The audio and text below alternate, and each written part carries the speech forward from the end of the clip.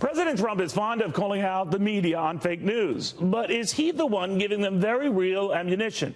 Maybe not intentionally. I'll even give you the benefit of the doubt, Mr. President, and say maybe not deliberately, but consistently, way too consistently. So let me be clear, Mr. President. How can you drain the swamp if you're the one who keeps muddying the waters? You didn't know about that $130,000 payment to a porn star until you did.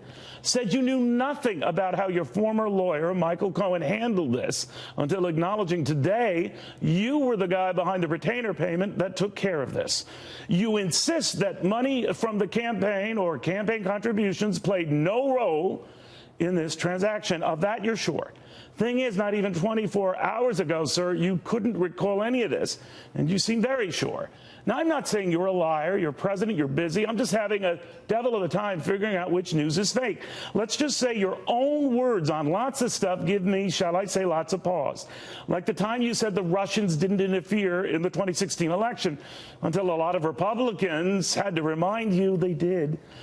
Came back months later and you said, well, I never said that Russia didn't meddle in the election when, in fact, you had a lot. Now, none of this makes me a never-Trumper, just always confused. Like when you claimed your tax plan was the biggest in U.S. history, when it wasn't, or that the bill you signed to make it all happen would cost you a fortune, when it turns out it is going to help make you a bigger fortune, or that your job approval numbers really aren't that bad relative to other presidents at this stage, when they're actually worse than most presidents at this stage. That can change, but what's weird is this pattern does not. Like the time that you said rumors of Rex Tillerson's departure at the State Department were false until they weren't, or that your former chief of staff, Reince Priebus, wasn't going anywhere until he was, or your economic advisor, Gary Cohn, was doing a great job until he wasn't, when you absolutely loved Steve Bannon until you didn't, swore by Jeff Sessions until you started swearing at Jeff Sessions, had your legal team locked in place until it wasn't, denied reports you were ever thinking about firing Robert Mueller, even as you now threaten getting involved at the Justice Department. Now, none of this makes you evil, but I'm sure you can understand why even your friends say these inconsistencies don't make you look good or do anything to help advance your policies, many of which are very good, or the prospects for peace with North Korea. That is remarkably good. All this stuff you keep blurting out, remarkably bad and remarkably bad timing.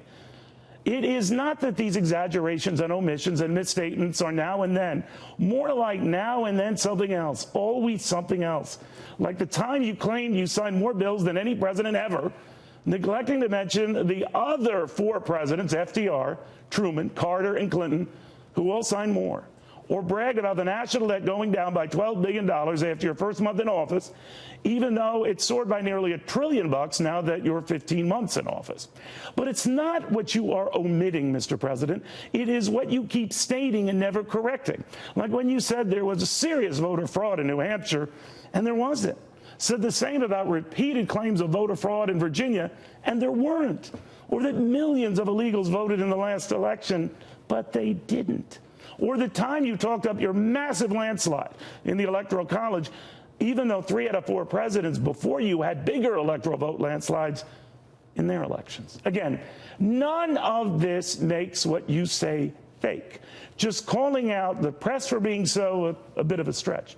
You are right to say some of them are out to get you, but oftentimes they're using your own words to bash you. Your base probably might not care, but you should. I guess you've been too busy draining the swamp to ever stop and smell the stink you're creating. That's your doing. That's your stink. Mr. President, that's your swamp. Good night.